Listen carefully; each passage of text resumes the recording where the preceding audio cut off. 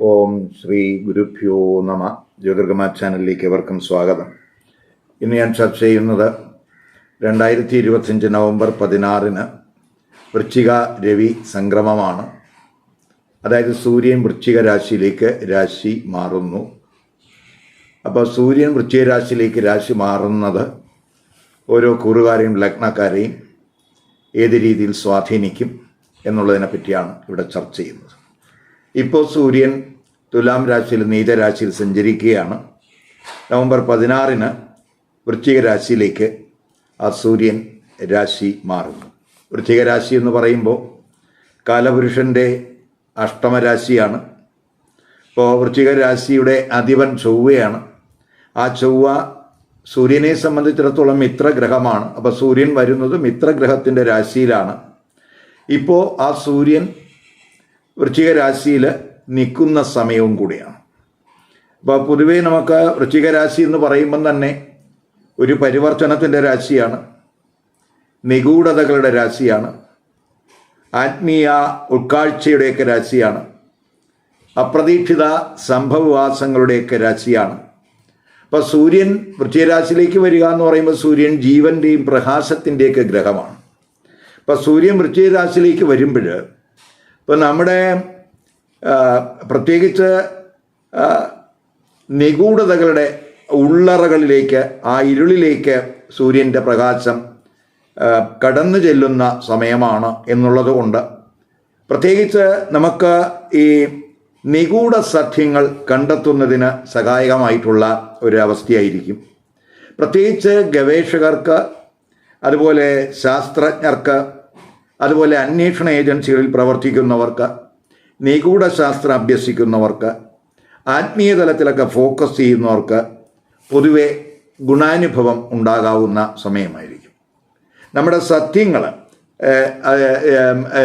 കണ്ടെത്തുന്നതിനും രഹസ്യങ്ങൾ പുറത്തു കൊണ്ടുവരുന്നതിനുമൊക്കെ നമുക്ക് ഈ സൂര്യൻ്റെ വൃശ്ചിക രാശിയിലേക്കുള്ള ആ രാശിമാറ്റം സഹായകമാകും. പൊതുവെ നമുക്ക് സ്വന്തം വീഴ്ചകൾ എന്താണെന്ന് കണ്ടെത്തി അത് തിരുത്തി സ്വയം ശുദ്ധീകരിക്കുന്നതിനും സ്വയം പരിവർത്തനത്തിന് വിധേയമാകുന്നതിനും സഹായകമായിട്ടുള്ള ഒരു രാശിമാറ്റമായിരിക്കും ആ സൂര്യൻ്റെ വൃശ്ചിക രാശിയിലേക്കുള്ള രാശിമാറ്റം. അപ്പം ഓരോ കുറുകാരെയും ലഗ്നക്കാരെയും സംബന്ധിച്ചിടത്തോളം സൂര്യൻ്റെ ഭാവാധിപത്യം, സൂര്യൻ്റെ സ്ഥിതി, ദശ, അപകാരം ഇവയൊക്കെ വ്യത്യാസപ്പെടുന്നതിനനുസരിച്ച് ഈ വൃശ്ചിക രവി സംക്രമം ഓരോ കുറുകാരെയും അതുപോലെ ലഗ്നക്കാരെയും വ്യത്യസ്ത രീതിയിൽ സ്വാധീനിക്കും. ഇവിടെ സൂര്യൻ്റെ രാശിമാറ്റത്തിൻ്റെ ഫലങ്ങൾ മാത്രമാണ് പറയുന്നത് എന്നും കൂടെ നമ്മൾ മനസ്സിലാക്കുക. അപ്പോൾ ആദ്യം ഈ വീഡിയോയിൽ മേടം, ഇടവം, മിഥുനം, കർക്കിടക കുറുകാർക്കും ലഗ്നക്കാർക്കും സൂര്യൻ്റെ വൃശ്ചിക രാശിയിലേക്കുള്ള രാശിമാറ്റത്തിൻ്റെ ഇഫക്റ്റാണ് ചർച്ച ചെയ്യുന്നത്. അപ്പോൾ ഇവിടെ ആദ്യമായിട്ട് നമുക്ക് മേടക്കൂറുകാർക്കും മേടലഗ്നക്കാർക്കും, അതായത് അശ്വതി, ഭരണി, കാർത്തിക നക്ഷത്രത്തിൻ്റെ ആദ്യപാദത്തിൽ പെടുന്നവർക്ക് സൂര്യൻ്റെ രാശിമാറ്റം എന്ത് ഇമ്പാക്റ്റ് ഉണ്ടാക്കും നോക്കാം. ഇപ്പം മേടക്കൂറുകാർക്കും മേടലഗ്നക്കാർക്കും സൂര്യൻ ത്രികോണ ഭാവാധിപനാണ്, 5ാം ഭാവാധിപനാണ്. അപ്പം സൂര്യന് ശുഭത്വമുണ്ട്. സൂര്യൻ ഒരു ശുഭഗ്രഹമായിട്ട് മേടക്കൂറുകാർക്കും മേടലഗ്നക്കാർക്കും കാണാം. അപ്പോൾ ആ ശുഭഗ്രഹമായിട്ടുള്ള സൂര്യൻ അഷ്ടമ ഭാവരാശിയിലേക്കാണ് നവംബർ 16 രാശി മാറുന്നത്. ഡിസംബർ 15 വരെ ആ സൂര്യൻ അഷ്ടമ ഭാവരാശിയിൽ ഉണ്ടാകും. അതുപോലെ ജന്മരാശ്യാധിപനായിട്ടുള്ള ചൊവ്വ, അതുപോലെ അഷ്ടമ ഭാവാധിപനായിട്ടുള്ള ചൊവ്വ, ആ ചൊവ്വ അഷ്ടമരാശി തന്നെ നിൽക്കുകയാണ്. അപ്പോൾ അഷ്ടമ ഭാവാധിപനായിട്ടുള്ള ചൊവ്വ അഷ്ടമരാശി നിൽക്കുക എന്ന് പറയുമ്പം തന്നെ അതൊരു വിപരീത രാജയോഗവും കൂടെയാണ്.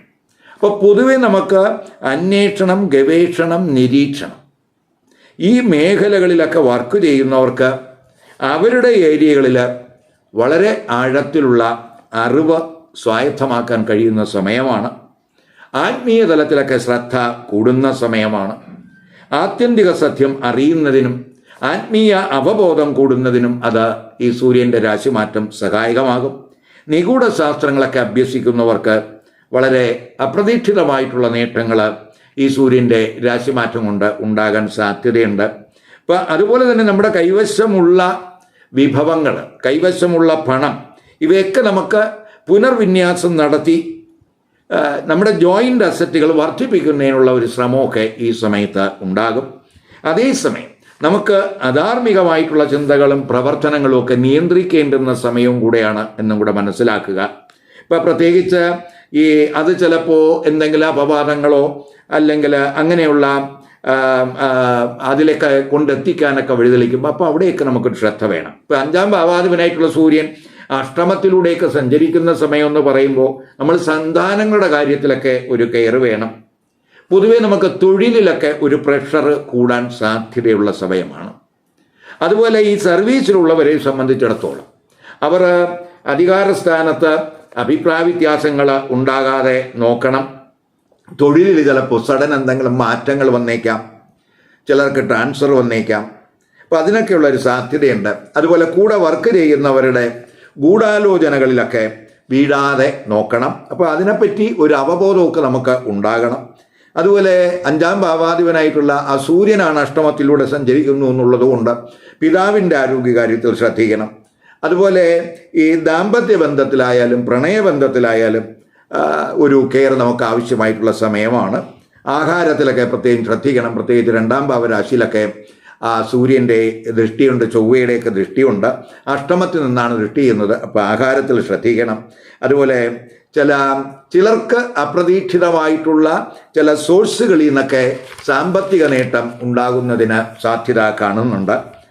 ചിലർക്ക് പഴയ ആരോഗ്യ പ്രശ്നങ്ങൾ വീണ്ടും വരാതിരിക്കാനുള്ള ഒരു ശ്രമമൊക്കെ വേണം. വന്നാലും നമുക്ക് അതിൽ നിന്ന് റിക്കവറി ഉണ്ടാകും. കാരണം അഷ്ടമ ഭാവാധിപനായിട്ടുള്ള ആ ചൊവ്വ അഷ്ടമ രാശിയിൽ വിപരീത രാജയോഗത്തിൽ നിൽക്കുന്നത് നമുക്കെന്തെങ്കിലും ആരോഗ്യ പ്രശ്നങ്ങൾ വന്നാലും അവയ്ക്ക് ഒരു റിക്കവറി, അവയ്ക്കൊരു പരിഹാരമൊക്കെ നമുക്ക് ഉണ്ടാകും എന്നും കൂടെ നമ്മൾ മനസ്സിലാക്കുക. കഴിവതും ഈ സമയത്ത് റിസ്കി ആയിട്ടുള്ള ഇൻവെസ്റ്റ്മെൻറ്റ് നടത്തുന്നതിൽ നിന്നും ഈ കൂറുകാർ വിട്ട് നിൽക്കണം. ഇനി നമുക്ക് ഇടവക്കൂറുകാർക്കും ഇടവലഗ്നക്കാർക്കും, അതായത് കാർത്തിക നക്ഷത്രത്തിൻ്റെ അവസാനത്തെ 3 പാദത്തിൽ പെടുന്നവർ, രോഹിണി, അതുപോലെ മകൈര നക്ഷത്രത്തിൻ്റെ ആദ്യത്തെ 2 പാദത്തിൽ പെടുന്നവർക്ക് ഈ വൃശ്ചിക രവി സംക്രമം എന്ത് ഇമ്പാക്റ്റ് ഉണ്ടാക്കും നോക്കാം. ഇപ്പോൾ ഇടവക്കൂറുകാർക്കും ഇടവലഗ്നക്കാർക്കും സൂര്യൻ കേന്ദ്രഭാവാധിപനാണ്, 4ാം ഭാവാധിപനാണ്. അപ്പോൾ 4ാം ഭാവാധിപത്യം ഒരു തമോഗ്രഹത്തിന് വരുന്നുണ്ട്. അപ്പോൾ അവിടെ ആ സൂര്യൻ ശുഭത്വമുണ്ട്. അപ്പോൾ ആ സൂര്യൻ നവംബർ 16 അവരുടെ 7ാം ഭാവരാശിയിലേക്കാണ് രാശി മാറുന്നത്. ഡിസംബർ 15 വരെ ആ സൂര്യൻ 7ാം ഭാവരാശിയിൽ ഉണ്ടാകും. അതുപോലെ 7ാം ഭാവാധിപനായിട്ടുള്ള ചൊവ്വ, 12ാം ഭാവാധിപനായിട്ടുള്ള ചൊവ്വ 7ൽ സ്ഥിതി ചെയ്യുന്ന സമയവും കൂടെയാണ് എന്നും കൂടെ നമ്മൾ മനസ്സിലാക്കുക. ഇപ്പം പ്രത്യേകിച്ച് നമുക്ക് 4ാം ഭാവാധിപനായിട്ടുള്ള സൂര്യൻ 7ലേക്ക് വരിക എന്ന് പറയുമ്പോൾ ഇപ്പോൾ ബിസിനസ്സുകാരെ സംബന്ധിച്ചിടത്തോളം അവർക്ക് വളരെ ഗുണാനുഭവം ഉണ്ടാകും. അതുപോലെ പുതിയ കരാറുകൾക്ക്, ഇപ്പോൾ സർക്കാർ സംബന്ധമായിട്ട് ബന്ധപ്പെട്ട എന്തെങ്കിലും കരാറുകൾക്കൊക്കെ അപേക്ഷിച്ചിട്ടുള്ളവർക്ക് അനുകൂല സമയമായിട്ട് കാണുന്നുണ്ട്. അവർക്ക് കരാറുകളിൽ എത്തിപ്പെടുന്നതിനും ആ കരാറുകളിൽ നിന്ന് വഴി നേട്ടങ്ങൾ ഉണ്ടാകുന്നതിനൊക്കെ സാധ്യതയുണ്ട്. അതുപോലെ പാർട്ട്ണർഷിപ്പ് സംരംഭങ്ങൾ വഴിയും ഒക്കെ നമുക്ക് നേട്ടങ്ങൾ ഉണ്ടാകും. അപ്പോൾ പാർട്ട്ണർഷിപ്പ് ബിസിനസ്സൊക്കെ വിപുലീകരിക്കുന്നതിനൊക്കെ അനുകൂല സമയമാണ്. ഇപ്പോൾ സർക്കാരിൽ കരാർ വർക്കൊക്കെ അപേക്ഷിച്ചിട്ടുള്ളവർക്ക് തീർച്ചയായിട്ടും അത് ലഭിക്കുന്നതിന് സാധ്യതയുണ്ട്. കരിയർ തലത്തിലും അതുപോലെ തന്നെ ധനസ്ഥിതിയിലൊക്കെ അല്പം ഇമ്പ്രൂവ്മെൻ്റ് ഉണ്ടാകാവുന്ന സമയമാണ്. തൊഴിലിലൊക്കെ കാര്യക്ഷമതയൊക്കെ കൂടും. സർക്കാർ നടത്തുന്ന പരീക്ഷകൾ, ഇപ്പോൾ ഉന്നത പരീക്ഷകളിലൊക്കെ പങ്കെടുക്കുന്നവരുണ്ട്. ഇപ്പോൾ IAS IPS അതുപോലെ ഉന്നതമായ ഉയർന്ന പരീക്ഷകളിലൊക്കെ അപ്പിയർ ചെയ്യുന്നവർക്ക് പൊതുവെ അനുകൂല സമയമായിട്ട് കാണുന്നുണ്ട്. അതുപോലെ തന്നെ അവർക്കൊക്കെ ഒരു സന്തോഷാനുഭവങ്ങളുടെ സമയം എന്ന് തന്നെ പറയാം. അതുപോലെ തൊഴിലിടത്തൊക്കെ പ്രത്യേകിച്ച് സീനിയർ ഉദ്യോഗസ്ഥരുടെയൊക്കെ ഈ പ്രീതിയൊക്കെ കൂടുന്നതിനോ അല്ലെങ്കിൽ സ്ഥാനക്കയറ്റം സംബന്ധിച്ച വിഷയങ്ങളിൽ എന്തെങ്കിലും അനുകൂലമായിട്ടുള്ള തീരുമാനങ്ങൾ ഉണ്ടാകുന്നതിനൊക്കെ സാധ്യതയുണ്ട്. ഇപ്പോൾ 4ാം ഭാവാധിപൻ 7ൽ വരുന്നു. അപ്പോൾ പൊതുവെ നമുക്ക് നമ്മുടെ വീട്, അതുപോലെ വാഹനം, വസ്തുക്കൾ ഇവയൊക്കെ വാങ്ങാനൊക്കെ ആഗ്രഹിക്കുന്നവർക്കും പൊതുവെ അനുകൂല സമയമായിട്ട് കാണുന്നുണ്ട്. പ്രത്യേകിച്ച് 4ാം ഭാവാധിപനായിട്ടുള്ള ചൊവ്വയും 4ൽ തന്നെ നിൽക്കുന്ന സമയം കൂടെയാണ്. അപ്പോൾ പൊതുവെ നമുക്ക് ഈ മാതാവ് വഴി എന്തെങ്കിലുമൊക്കെ നേട്ടങ്ങൾ, കുടുംബ പ്രോപ്പർട്ടിയുമായിട്ട് ബന്ധപ്പെട്ട എന്തെങ്കിലുമൊക്കെ നേട്ടങ്ങൾ ഒക്കെ ഉണ്ട്. അതുപോലെ ദൂരസ്ഥലത്തൊക്കെ ഉപജീവനത്തിനൊക്കെ ശ്രമിക്കുന്നവർക്ക് അനുകൂല സമയമായിട്ട് കാണുന്നുണ്ട്. ഇപ്പോൾ പ്രോപ്പർട്ടി ഡീലേഴ്സിന്, വെഹിക്കിൾ ഡീലേഴ്സിന്, റിയൽ എസ്റ്റേറ്റ് ബിസിനസ്സുകാർക്ക്, അതുപോലെ ബിൽഡേഴ്സിന്, ഇവർക്കൊക്കെ തന്നെ വളരെ അനുകൂലമായിട്ടുള്ള ഒരു രാശിമാറ്റമായിരിക്കും ഈ സൂര്യൻ്റെ വൃശ്ചിക രാശിയിലെ രാശിമാറ്റം കൊണ്ട് ഉണ്ടാകുന്നത്. അതേസമയം നമുക്ക് ചില കാര്യങ്ങൾ, പ്രത്യേകിച്ച് മാരിറ്റൽ റിലേഷൻഷിപ്പിൽ, ഇപ്പോൾ 7-ൽ ചൊവ്വ നിൽക്കുന്നു, 7-ൽ സൂര്യൻ വരുന്നു, അപ്പം മാരിറ്റൽ റിലേഷൻഷിപ്പിൽ അല്പം കെയർ വേണം. ഈഗോ റിലേറ്റഡ് ആയിട്ടുള്ള ഇഷ്യൂസൊക്കെ കഴിവതും ഒഴിവാക്കാൻ നമ്മൾ ഒരു ശ്രമം വേണം.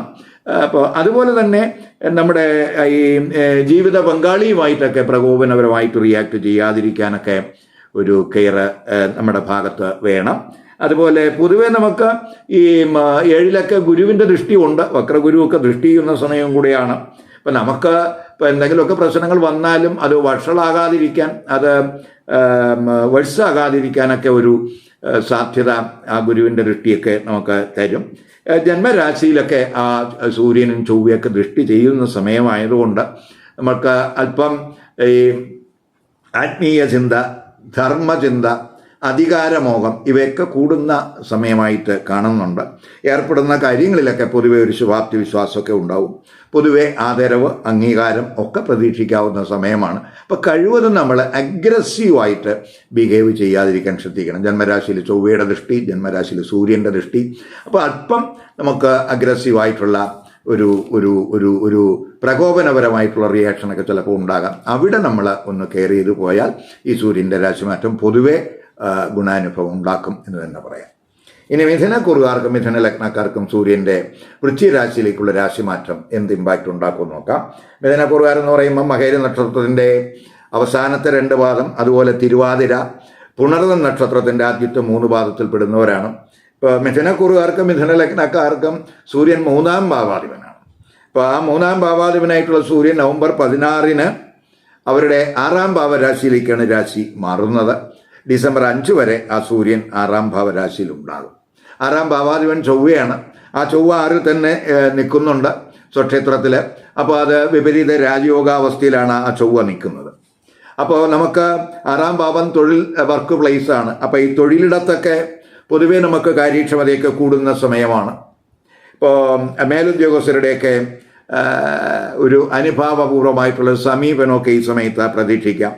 അതുപോലെ തന്നെ നമ്മുടെ പ്രയത്നത്തിൻ്റെ ഫലം നമുക്ക് കിട്ടാവുന്ന സമയം എന്ന് വേണമെങ്കിൽ പറയാം. ഇപ്പോൾ തൊഴിലുമായിട്ട് ബന്ധപ്പെട്ടൊക്കെ ചിലപ്പോൾ യാത്രകൾ വേണ്ടി വരും.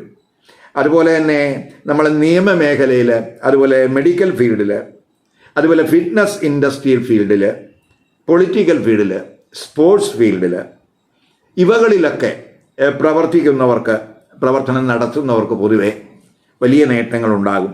അതുപോലെ തൊഴിൽ അന്വേഷകരായ ഉദ്യോഗാർത്ഥികളെ സംബന്ധിച്ചിടത്തോളം അവർക്കൊരു കോമ്പറ്റേറ്റീവ് സ്പിരിറ്റ് കൂടുന്ന സമയമാണ്. ടെസ്റ്റിലായാലും ഇൻ്റർവ്യൂകളിലായാലും അവർക്ക് ഒരു നല്ല പെർഫോമൻസ് ഒക്കെ കാഴ്ചവെക്കാൻ കഴിയുന്ന സമയമാണ്. അതുപോലെ കോടതി വ്യവഹാരങ്ങളിലൊക്കെ നമുക്ക് വിജയം പ്രതീക്ഷിക്കാം. ഏത് വെല്ലുവിളികളെയും നമുക്ക് ഓവർകം ചെയ്യുന്നതിനുള്ള ഒരു ധൈര്യം, ഒരു വീര്യം, ഒരു ഊർജ്ജസ്വലതയൊക്കെ നമുക്ക് ഈ സമയത്ത് ഉണ്ടാകും എന്ന് പറയാം. അതുപോലെ തന്നെ ചിലപ്പോൾ ആരോഗ്യ പ്രശ്നങ്ങളൊക്കെ ഉള്ളവർക്ക് ഈ ആരോഗ്യ പ്രശ്നങ്ങൾ കുറയുന്നതിനും സാധ്യതയുണ്ട്. 6-ാം ഭാവാധിപൻ 6-ൽ തന്നെ നിൽക്കുന്നു. മാത്രമല്ല സൂര്യനോ 6-ലേക്ക് വരുന്നു. അപ്പോൾ പൊതുവേ നമുക്ക് എന്തെങ്കിലും ആരോഗ്യ പ്രശ്നങ്ങൾ നമ്മളെ അലട്ടുന്നുണ്ടെങ്കിൽ തീർച്ചയായിട്ടും അതിന് നമുക്ക് ഇമ്മീഡിയറ്റ് ആയിട്ടുള്ള ട്രീറ്റ്മെൻറ്റിലൂടെ അതിൽ നിന്ന് റിക്കവറി ഉണ്ടാകും, ആശ്വാസം ഉണ്ടാകും. അതുപോലെ വായ്പകൾക്കൊക്കെ അപേക്ഷിച്ചിട്ടുള്ളവർക്ക് അത് കിട്ടാൻ സാധ്യതയുണ്ട്. അതുപോലെ തന്നെ നമുക്ക് ഈ കടബാധ്യത കുറയ്ക്കുന്നതിനും അനുകൂലമായിട്ടുള്ളൊരു സമയമായിട്ട് കാണുന്നുണ്ട്. പൊതുവെ ശത്രുക്കളുടെയൊക്കെ ശല്യം കുറയുന്ന സമയമാണ്. അപ്പോൾ നമുക്ക് പൊതുവെ നമുക്ക് വായ്പകളൊക്കെ അപേക്ഷിച്ചിട്ടുള്ളവർക്ക് വായ്പകൾ കിട്ടുന്നതിന് എന്തെങ്കിലും തടസ്സങ്ങൾ വന്നിട്ടുണ്ടെങ്കിൽ ആ തടസ്സങ്ങളൊക്കെ മാറും എന്നുള്ളതും കൂടെ നമുക്ക് ഇതിലൂടെ കാണണം. അതേസമയം നമുക്ക് ഈ 3-ാം ഭാവാധിപനാണ് 6-ൽ വരുന്നു എന്നുള്ളത് കൊണ്ട് കമ്മ്യൂണിക്കേഷനിലൊക്കെ ഒരു ജാഗ്രത വേണം. ഈ സഹോദരങ്ങളോടോ അല്ലെങ്കിൽ ബന്ധുക്കളോടോ ഒക്കെ ചിലപ്പോൾ അഭിപ്രായ വ്യത്യാസമൊക്കെ ചിലപ്പോൾ ഉണ്ടാകാൻ സാധ്യതയുണ്ട്. അവിടെയൊക്കെ ശ്രദ്ധിക്കണം. അവരോടൊക്കെ നമുക്ക് വിദ്വേഷം, പകയൊക്കെ ഉണ്ടാകാതെ പോകേണ്ടുന്ന സമയമാണ് എന്നും കൂടെ മനസ്സിലാക്കുക. അന്യായമായ മാർഗങ്ങളിലൂടെ നമുക്ക് സംതൃപ്തി ഉണ്ടാക്കാവുന്ന പ്രവർത്തനങ്ങൾ അത് നമ്മൾ കഴിവതും ഒഴിവാക്കണം. അതുപോലെ ധനം കൈകാര്യം ചെയ്യുന്നതിലും ഒരു ശ്രദ്ധ വേണം.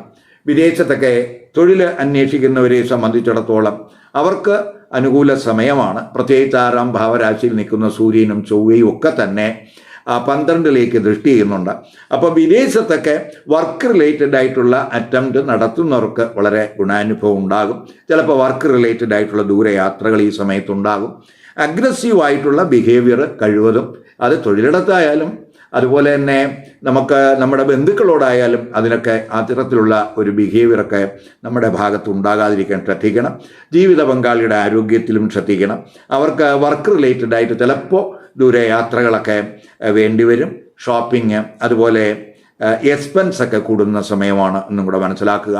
ഇപ്പോൾ യാത്രകൾ വഴി എന്തെങ്കിലുമൊക്കെ ധനനഷ്ടത്തിന് അതുപോലെ ധനച്ചെലവ് കൂടുന്നതിനുമൊക്കെ സാധ്യതയുള്ള സമയമാണ്. അതുകൊണ്ട് മണി ട്രാൻസാക്ഷനിൽ നമ്മൾ ഒരു കെയർ വേണം. അതുപോലെ പിതാവുമായിട്ടുള്ള കമ്മ്യൂണിക്കേഷനിലും ഒരു കെയർ വേണം. ചിലരെ സംബന്ധിച്ചിടത്തോളം ചില മേഖല ഇപ്പോൾ ആർമിയിലോ അതായത് പ്രതിരോധ സേനകളിൽ വർക്ക് ചെയ്യുന്നവർ, ആരോഗ്യ മേഖലയിൽ വർക്ക് ചെയ്യുന്നവർ, അതുപോലെ നിയമമേഖലയിലൊക്കെ വർക്ക് ചെയ്യുന്നവർക്ക് പൊതുവെ വളരെ ഗുണാനുഭവം ഉണ്ടാകും. അതുപോലെ തന്നെ സഹോദരങ്ങൾക്ക് ഈ മേഖലകളിലൊക്കെ ഗുണാനുഭവം ഉണ്ടാകാവുന്ന സമയവും കൂടെയാണ് എന്നും കൂടെ മനസ്സിലാക്കുക.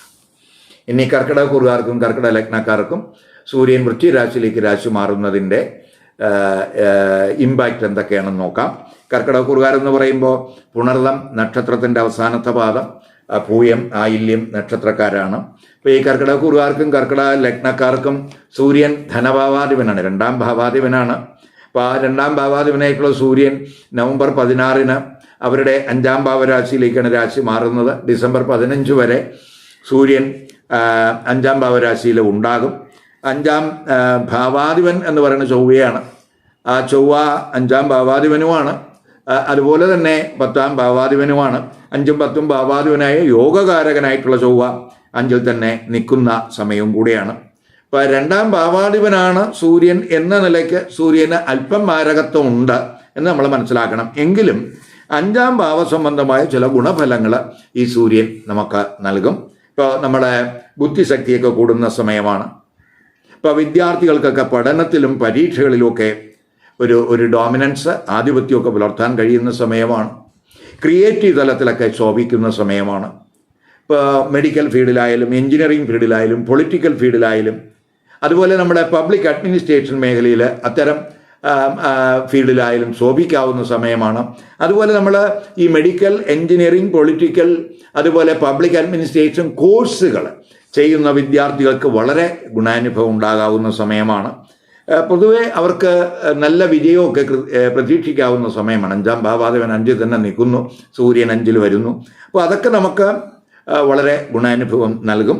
അപ്പോൾ കുടുംബ ബിസിനസ്സിലൊക്കെ നമുക്ക് ഒരു മുന്നേറ്റമൊക്കെ പ്രതീക്ഷിക്കാവുന്ന സമയമാണ്. കലാകാരന്മാർക്ക് കൂടുതൽ അവസരങ്ങളൊക്കെ ഉണ്ടാകാവുന്ന സമയമാണ്. ചിലർക്ക് സർക്കാർ ആദരവിനും അംഗീകാരത്തിനുമൊക്കെ സാധ്യതയുള്ള സമയവും കൂടിയാണ് എന്നും കൂടെ മനസ്സിലാക്കുക.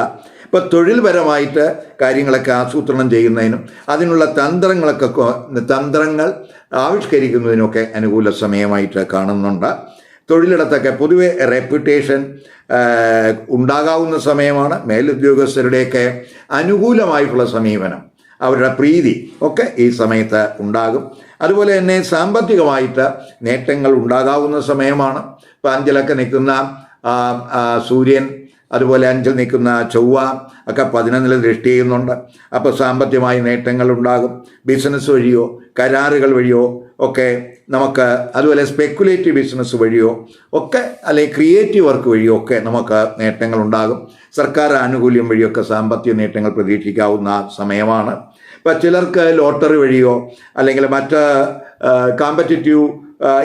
കോമ്പറ്റീഷൻ വഴിയോ ഒക്കെ ചില അപ്രതീക്ഷിതമായിട്ടുള്ള സാമ്പത്തിക നേട്ടങ്ങൾ ഉണ്ടാകാനും സാധ്യതയുണ്ട്.